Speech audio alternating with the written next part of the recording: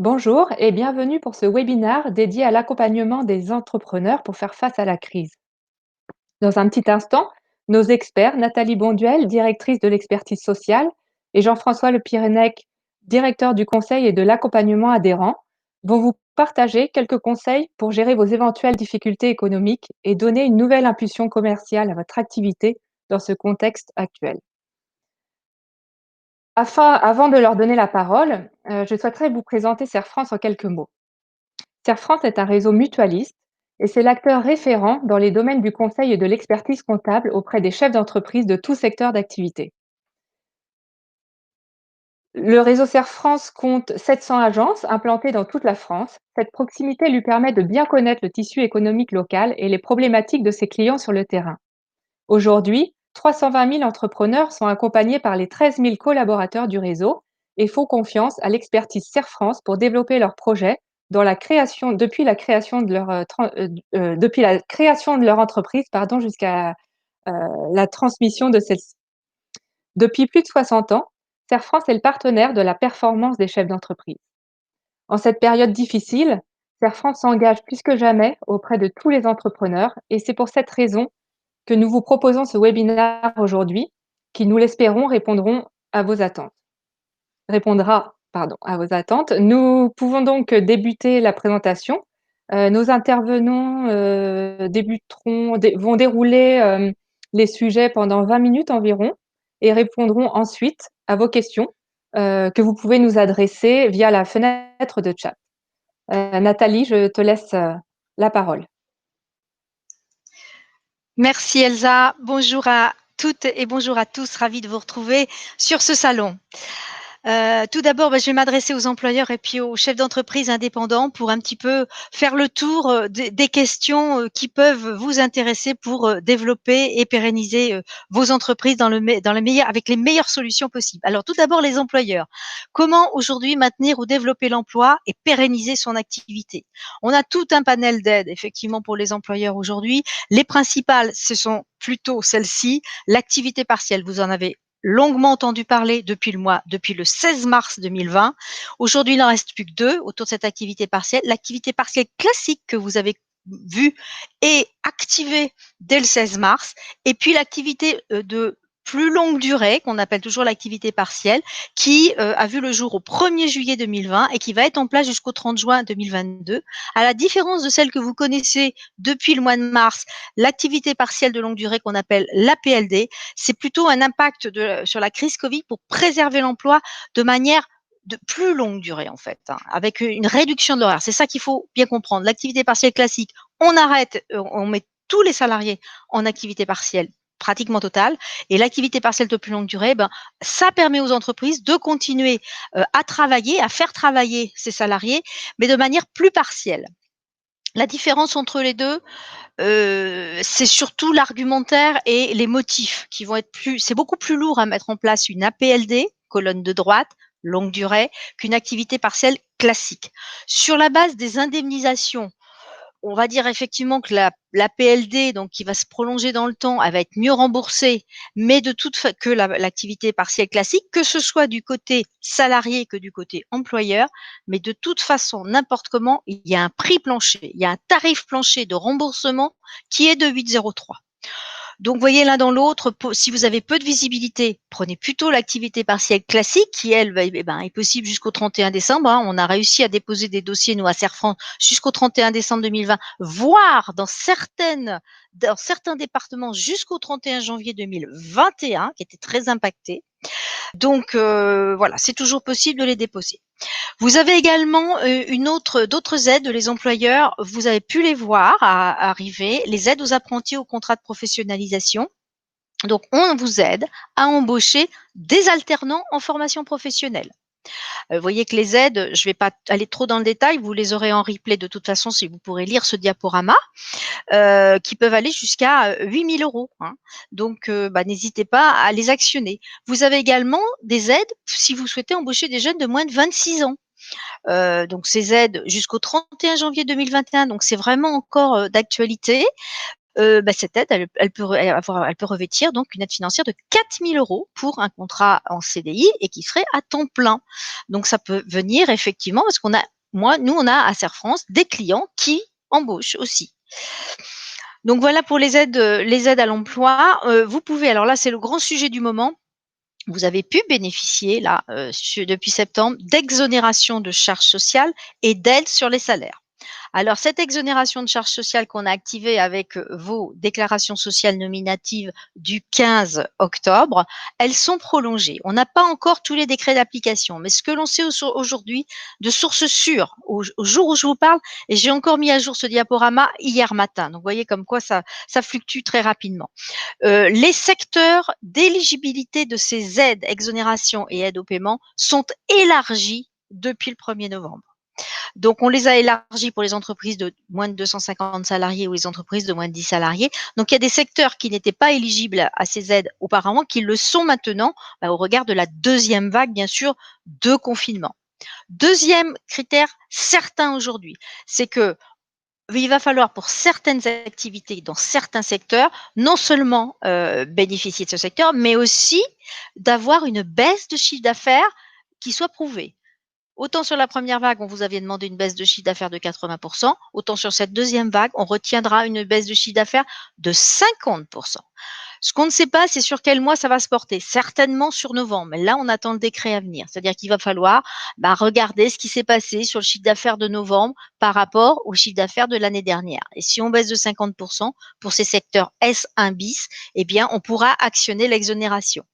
Et puis enfin, on a toutes les entreprises de moins de 10 salariés avec l'accueil du public qui ont fait l'objet d'une fermeture administrative, comme nos salons de coiffure, où là, il n'y a pas besoin de baisse de chiffre d'affaires. Il suffit d'être dans ce secteur pour être éligible à l'exonération. Vous pouvez prétendre à l'aide au paiement. L'aide au paiement des charges, c'est 20% de la masse salariale. Il faut bien sûr prétendre à l'exonération pour avoir à l'aide au paiement. L'inverse n'est pas possible. Mais c'est de toute façon, des aides qui sont quand même très conséquentes. L'exonération beaucoup moins parce que par le jeu des exonérations déjà en place, elle peut être moins intéressante. L'aide au paiement, 20% de sa masse salariale brute, je peux vous assurer, pour avoir vu certains dossiers, que c'est conséquent pour certaines activités. Et puis, bien sûr, des reports de cotisations qui sont toujours possibles aujourd'hui et qui le sont d'autant plus que vous serez dans une période un peu difficile et financièrement. Donc, report de cotisations possible. Attention cependant, les caisses incitent au paiement des charges quand c'est possible. Donc, voilà, il faut bien sûr en parler avec vos gestionnaires de paye de votre cabinet Serre France. Alors, employeur, vous avez aussi la possibilité encore, et ce jusqu'au 31 décembre 2020, de récompenser vos salariés. Et nous avons des clients à Serre France qui sont dans ce cas-là, avec la prime dite Macron. Vous vous en souvenez de cette prime Macron de début d'année? C'est une loi du 2 juillet 2020 qui a étendu le versement de cette prime exceptionnelle, qui n'est pas soumise à l'impôt et qui n'est pas soumise à aucune charge sociale, ni salariale, ni patronale, dans la limite de 1 000 €. Vous pouvez la verser jusqu'au 31 décembre 2020. Et si vous aviez traité un accord d'intéressement avant le 31 août, ou si vous en aviez un, eh bien, c'est 2 000 € que vous pouvez verser par salarié jusqu'au 31 décembre 2020. Donc, c'est pour ça que ça me permettait de rappeler la prime Macron, la prime PEPA qu'on appelle, qui est vraiment encore intéressante et bien utilisée dans les cabinets. Alors, voilà pour le volet employeur. Mais pour le volet, je n'ai pas oublié les indépendants. Il y a des aides, bien sûr, pour vous, chefs d'entreprise, en tant que travailleurs indépendants. Vous les avez connus dès le premier confinement au mois de mars. Le fonds de solidarité, je ne vous le décris pas aujourd'hui, vous le connaissez, il évolue légèrement depuis le 1er décembre. Donc, pour les entreprises qui ont été fermées d'un point de vue administratif, je pense dans la salle, et vous êtes nombreux dans la salle, à nos cafés, hôtels, restaurants, enfin nos cafés, restaurants surtout, les discothèques, les salles de sport, toutes les associations qui tournent autour de la culture, le fonds de solidarité sera ouvert à ceux, quelle que soit la taille de votre entreprise, avec 2 droits d'option, une aide qui peut aller jusqu'à 10 000 € ou une indemnisation qui peut revêtir de l'ordre de 20% de votre chiffre d'affaires dans la limite de 200 000 € par mois. Le gouvernement est très, très présent sur ce fonds de solidarité, donc, qui évolue. Pour toutes les autres entreprises du secteur du tourisme, de l'événementiel, de la culture et du sport, qu'on appelle dans notre jargon le secteur S1, qui ne ferment pas mais qui subissent cette perte de chiffre d'affaires de 50%, eh bien, elles auront aussi accès au fonds de solidarité sans critère de taille aussi, qui peut aller de 10 000 € jusqu'à 15% de votre chiffre d'affaires. Alors, il y a des critères, il y a des conditions. Vous prendrez le temps de lire tout ça parce qu'il me reste 3 minutes sur ma partie, donc je vais assez vite quand même. Et pour toutes les autres entreprises, eh bien là, il y a une aide qui peut aller jusqu'à une entreprise qui justifie d'une perte de 50% de son chiffre d'affaires.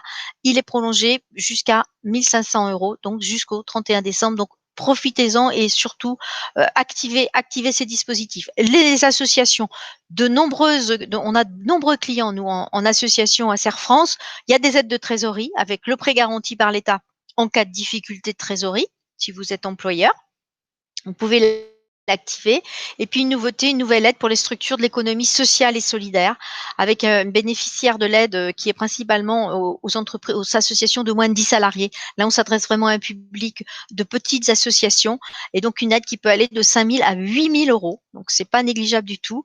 Association a également accès au fonds de solidarité avec des subventions donc qui vont vous être versées forfaitaires, qui sont égales au montant de la perte de votre chiffre d'affaires. Dans votre chiffre d'affaires, c'est vos cotisations d'adhérents, hein, c'est les prestations que vous faites avec les adhérents et que vous encaissez au mois ou au trimestre, dans la limite de 10 000 €. Et puis des subventions également égales au montant de cette perte de chiffre d'affaires dans la limite de 1 500 €. Donc il y a de nombreux critères.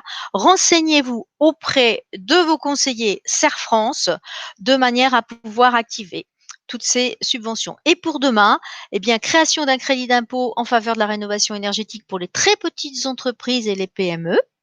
Donc, pour des rénovations de combles, de toitures, de chauffe-eau solaire, je vous ai mis un certain nombre d'exemples. La baisse de la CVAE, cette ancienne partie de la ancienne taxe professionnelle, hein, pour ceux vous la connaissez bien, vous chefs d'entreprise, cette CVAE. Donc de moitié, hein, elle baissera de moitié pour 2021. Et les années suivantes, elle sera ramenée de 1,50 à 0,75%. Et puis un report donc de la cotisation foncière des entreprises qui est payable là au 15 décembre. On est vraiment dans l'actualité. Un report possible de 3 mois de cette cotisation foncière des entreprises que vous connaissez aussi, chef d'entreprise, la CFE. Voilà, j'ai fait un rapide tour. Je vais laisser la parole à Jean-François. N'hésitez pas à nous poser vos questions. On y répondra à la fin. À toi, Jean-François. Merci Nathalie, bonjour à tous et à toutes. Je vais développer une partie qui va élargir un petit peu sur la dynamique de développement d'activité.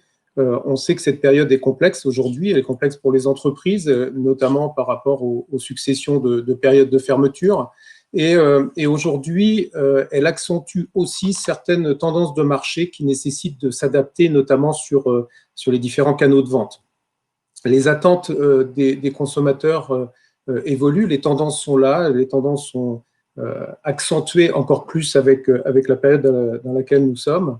Les attentes de consommateurs aujourd'hui, c'est qu'il est omnicanal, c'est-à-dire qu'il consomme tant sur son téléphone que sur Internet qu'en magasin. Il prépare ses commandes sur le net, il peut les réaliser sur le magasin, il peut réaliser l'intégralité aussi en magasin ou l'intégralité sur le net. Il est exigeant. L'arrivée du digital a permis d'avoir une augmentation de la communication et de pouvoir permettre de tester, de voir, de comparer. Et le consommateur est exigeant en termes de délai, de qualité, de transparence. Il est aussi attentif à la vie des consommateurs et de plus en plus. Il est donc nécessaire aujourd'hui de se poser les bonnes questions, hein, notamment par rapport à votre stratégie commerciale, et de se dire où est-ce que vous vous positionnez, comment est-ce que vous vous positionnez par rapport à la demande, où est-ce que vous êtes positionné par rapport à votre environnement, par rapport à la satisfaction de vos clients, par rapport à votre notoriété, et puis quels sont les points forts ou les points faibles que vous pouvez mettre en avant. Il est nécessaire de connaître votre écosystème aujourd'hui pour encore mieux connaître vos clients, mieux connaître leurs besoins, et puis vraiment vous adapter et mettre en avant vos avantages concurrentiels au service de ces clients. Pour connaître ces besoins, eh bien, une enquête client paraît quelque chose de tout à fait facile à mettre en œuvre. Mais pour ça, il faut déjà avoir une bonne base client. Il faut les connaître, ces clients. Et moi, parfois, je suis surpris d'avoir en face de moi certains commerçants ou artisans qui ne connaissent pas leurs clients, qui n'ont pas de base commerciale et donc qui ne peuvent pas ni communiquer ni interroger leurs clients. Il y a des choses qui sont faciles à mettre en place pour organiser justement cette connaissance client, savoir qui ils sont, quelles sont leurs habitudes de consommation, et puis surtout organiser une personnalisation de la communication et de la relation clientèle. Voilà, leur proposer des offres, des programmes de fidélité, leur communiquer des informations, et notamment en cette période actuelle qui est, je le répète, est très complexe, hein, c'est de dire, ben voilà, nous sommes ouverts, nous vous mettons à vos dispositions tel type d'offres, nous avons réorganisé du click and collect et nous pouvons revenir vers vous et dire que nous sommes présents. Constituer un fichier client, toutes les occasions sont bonnes pour pouvoir le faire, hein. Il s'agit de collecter des données, que ce soit sur le terrain, lors d'événements, lors de contenus que vous poussez pour lesquels vous récupérez les coordonnées des personnes qui les téléchargent, par exemple, lors de la mise en place de programmes de fidélité ou de jeux concours. Toutes les occasions sont bonnes pour connaître et se constituer un fichier client et un fichier prospect. Ça peut se gérer facilement, soit dans son logiciel de facturation ou son logiciel de caisse. Plus basiquement, on peut utiliser un tableur, que ce soit Excel ou OpenOffice, ou utiliser une GRC, une CRM, qui permet d'avoir des actions plus simples, plus faciles, et de pouvoir permettre de plus facilement communiquer, gérer, organiser la communication clientèle. Je vous ai mis quelques idées de CRM qui sont à la fois simples à utiliser, là aussi bien notées par les utilisateurs, notamment les PME, et puis sur des tarifs qui sont abordables. Constituer ce fichier client, ça permet, je disais tout à l'heure, d'organiser de l'enquête, mais ça permet aussi de communiquer, d'envoyer des emails, des SMS, des offres personnalisées ou bien d'organiser des programmes de fidélité. Tout ça, c'est nécessaire et important. Un autre élément qui est important de mettre en avant, c'est d'organiser la présence ou sa présence sur le net. Organiser sa présence sur le net, c'est se mettre en cohérence avec ce qui se passe aujourd'hui en termes de commerce et de marché. Et on sait, la dernière enquête de la FEVAD, qui est parue en début d'année, mais en avant que aujourd'hui, il y a tout ce qui se vend sur Internet représente à peu près 10% du commerce, avec une progression de plus de 10% en 2019. Et vous voyez sur le tableau à droite que la progression, elle est très constante.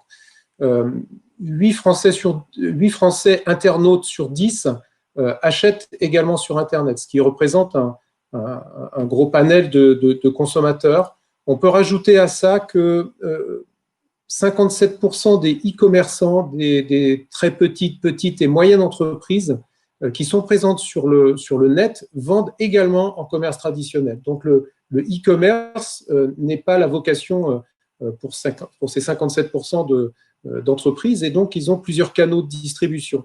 Et à chaque fois qu'on est dans ce cas-là, les enquêtes disent aussi que le site permet une augmentation de 14% du chiffre d'affaires, qui se situe aujourd'hui avec un panier moyen de 59 €, qui est proche du panier moyen de ce qu'on trouve en commerce. Pour compléter ces données, qui sont aussi très récentes sur une étude qui a été réalisée, qui est parue dans les Échos cette semaine également, 2 consommateurs sur 3 estiment avoir augmenté leurs emplettes Made in France depuis le début de l'épidémie, et autant d'entre eux jugent important de privilégier en ligne des sites qui sont hexagonaux. Donc, tout autant de bonnes raisons, ces quelques données que je viens de vous donner, qui permettent de se positionner vraiment sur Internet. Se positionner sur Internet, c'est se positionner de 2 manières. La première, c'est avoir un site institutionnel qui permet de se présenter, de présenter son activité, d'être visible tout le temps, de communiquer, de se faire connaître, de publier potentiellement un catalogue, de proposer aussi des informations gratuites. Ce site, s'il n'est pas institutionnel, il peut être un site de commerce en ligne. On a les mêmes fonctions qu'un site institutionnel, mais en même temps, il permet de présenter des produits, de vendre en ligne, et puis de réaliser du chiffre d'affaires sécurisé avec du paiement qui est réalisé en ligne, d'organiser du click and collect, de la livraison, du drive, mais en ayant du paiement qui est réalisé dès la commande. Donc, c'est important d'être positionné d'un côté ou de l'autre. Les deux sont importants, mais en tout cas, il est nécessaire d'être présent sur le net, d'être présent aussi autour des réseaux sociaux. Être présent autour des réseaux sociaux, pourquoi? Parce que là aussi, vous prendrez le temps de regarder, si vous le souhaitez, ensuite ces informations, mais 76% par exemple des internautes se connectent régulièrement sur Facebook. Il en est de même pour d'autres plateformes de réseaux sociaux qui permettent à la fois de communiquer, de réaliser des leads, donc des contacts commerciaux, mais aussi de communiquer et d'animer. Dans tous les cas, il est important de soigner sa vitrine digitale et il y a un élément qui permet de le faire relativement facilement, c'est d'utiliser un site du type Google My Business, qui est quelque chose de gratuit, qui permet d'être bien visible, bien référencé, de présenter ses services, et ça permet de le faire avec des moyens qui sont simples à mettre en œuvre. Soigner sa vitrine commerciale, c'est organiser aussi un investissement financier, un investissement en temps, un investissement en compétences, qui doit être ciblé en fonction du retour sur investissement qu'on a envie d'obtenir. Il y a pas mal de solutions qui permettent de passer peu de temps, d'avoir peu de compétences et de dépenser peu d'argent, mais qui permet justement d'être présent sur Internet, et on peut le faire avec des conditions qui peuvent être réduites. L'État a permis là aussi de mettre en place des mesures de soutien à la numérisation des petites entreprises avec 3 grandes actions que j'ai citées là, un site qu'il a mis en place qui s'appelle cliquemoncommerce.gouv.fr, qui propose des solutions numériques qui sont gratuites pendant le confinement, elles sont gratuites à ce moment-là, et elles permettent de mettre en relation avec des opérateurs qui peuvent aider les petites entreprises à se mettre dans le digital. Et puis, c'est un soutien direct aussi financier des entreprises ou des collectivités avec des chèques numériques qui seront mis en place à partir de janvier de l'année prochaine, des sites de 500 euros, enfin des chèques de 500 euros pour tous les commerces qui étaient fermés administrativement, et puis des aides de 20 000 euros pour les collectivités. Alors, au-delà de cette présence sur le net, dans tous les cas et dans cette période, il est de toute façon utile et nécessaire de revenir et de se positionner sur les basiques de l'entreprise.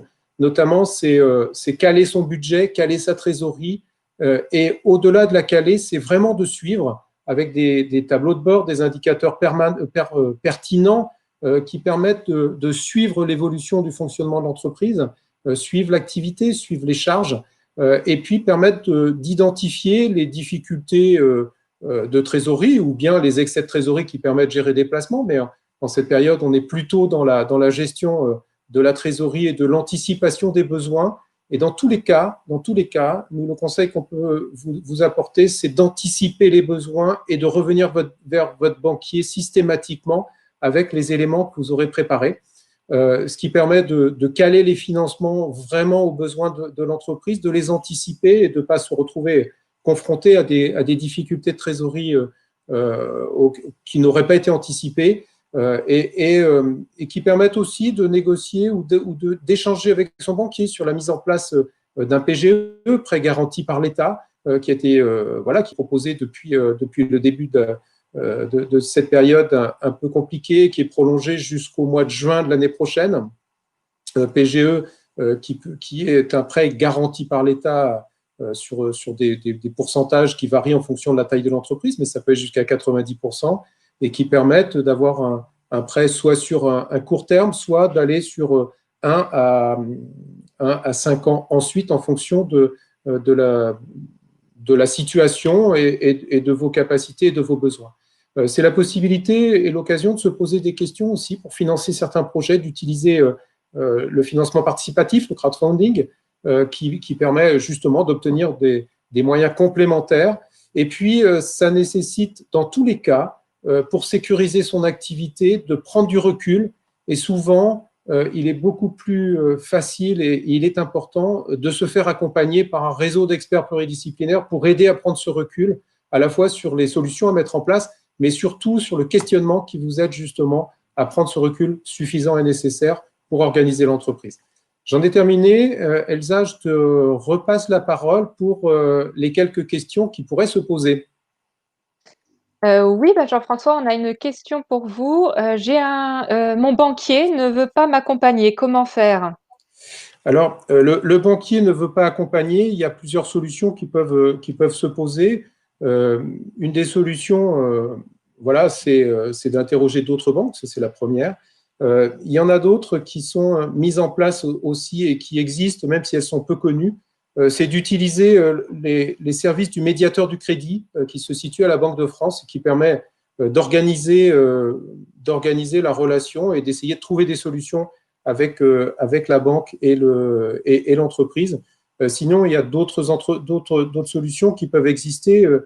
C'est de saisir le comité départemental d'examen des problèmes de financement des entreprises qui permet d'essayer de trouver d'autres solutions. Mais déjà, de passer par le médiateur du crédit, c'est une bonne approche. Et puis, si la situation est vraiment très catastrophique, il y a des solutions qu'il est possible à mettre en place auxquelles on ne pense pas systématiquement, mais qui permettent d'avoir une bonne approche de l'entreprise. C'est de regarder ce qui se passe au niveau du règlement amiable ou du règlement judiciaire et qui permet, dans certains cas, de déporter et de faciliter la gestion de l'entreprise. Alors Nathalie, pensez-vous qu'il faille recruter en 2021 malgré la crise? Question très intéressante. Je ne vais pas répondre par un oui ou par un non, bien entendu. Je vais répondre, ça va dépendre de votre activité.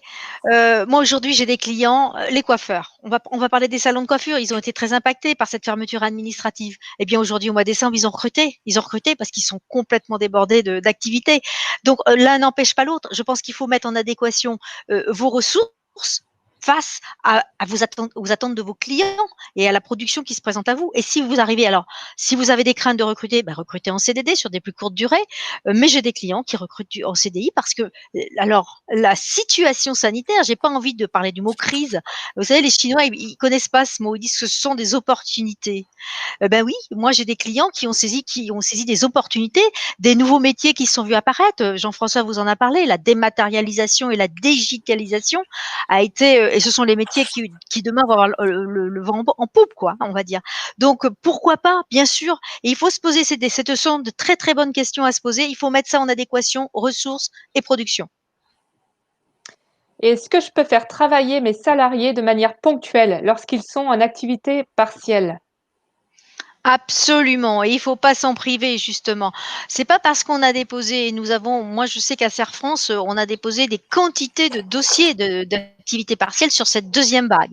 Les dossiers d'activité partielle ont été déposés, je vous l'ai dit tout à l'heure, jusqu'au 31 décembre. Pour autant, je vais reprendre nos salons de coiffure, c'est un bon exemple. Ils ont réouvert nos salons de coiffure. Pour autant, le dossier était déposé, mais on va pas faire de demande d'activité partielle pour le mois de décembre puisqu'ils sont à plein. Donc oui, bien sûr, on peut.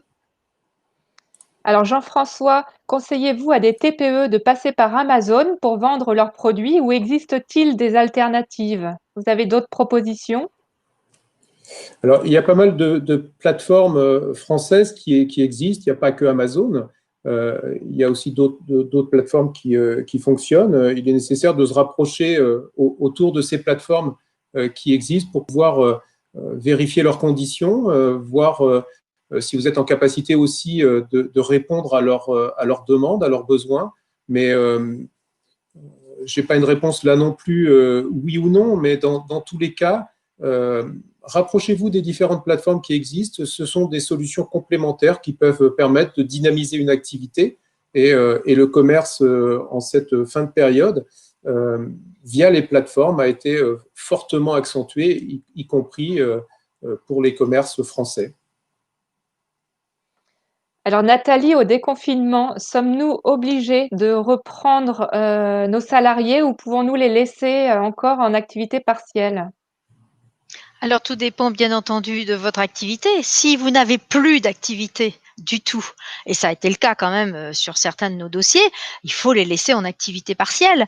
Et si l'activité reprend un peu, de toute façon, on va se caler à la réalité. Quelqu'un qui est à temps plein et qui fait 35 heures par semaine, et si vous avez une activité de 2 jours, eh bien, on va déclarer 14 heures de travail. Et pour autant, vous bénéficierez du solde de l'activité partielle. Vous voyez, donc il faut le doser, ça. Et au contraire, ça va vous permettre d'assurer la pérennité de l'entreprise. Aujourd'hui, je voyais qu'il y avait une question, je rebondissais aussi sur une des questions. Est-ce que vous accompagnez les clients en difficulté financière? J'aime pas parler de nos clients qui sont en difficulté financière. Bien sûr qu'on les accompagne. Des clients qui ont des entreprises fragilisées. Parce que c'est ça aujourd'hui. Eh bien oui, on va être présent et c'est là où tout le conseil, et notamment le conseil des conseillers Serre France, va avoir son utilité. C'est justement dans ces moments-là que vous avez le plus besoin d'être accompagné, je pense.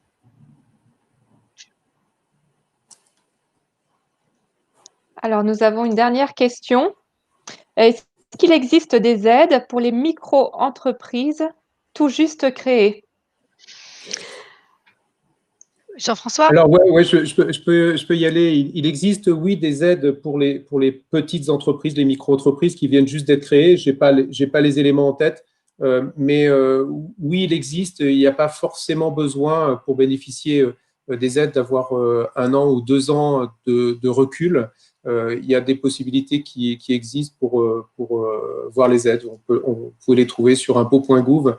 Il n'y a aucun problème, ou revenir vers un conseiller Serre France, il n'y a aucun problème non plus pour vous renseigner à ce moment-là. Une autre question concernant les aides. Y aura-t-il des aides particulières à la création d'entreprises pour les secteurs écologiques et bio? Bon, c'est pas forcément dans le sujet de l'actualité actuelle, mais est-ce qu'on a des réponses sur ce sujet? Il y a toujours des aides spécifiques. Là aussi, les aides, elles sont toujours multiples sur les entreprises.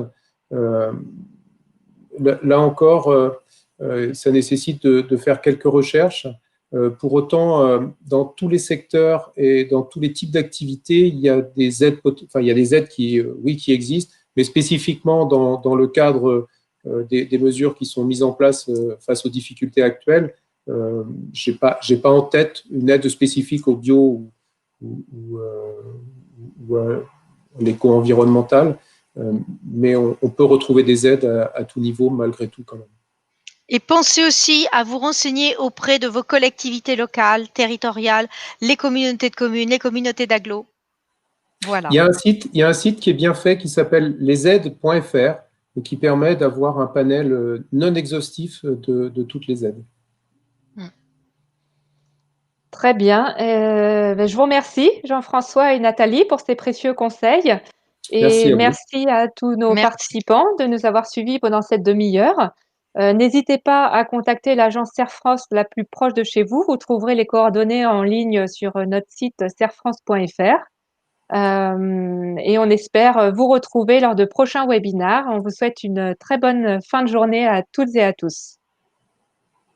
Merci. Bonne Au soirée. revoir. Au revoir.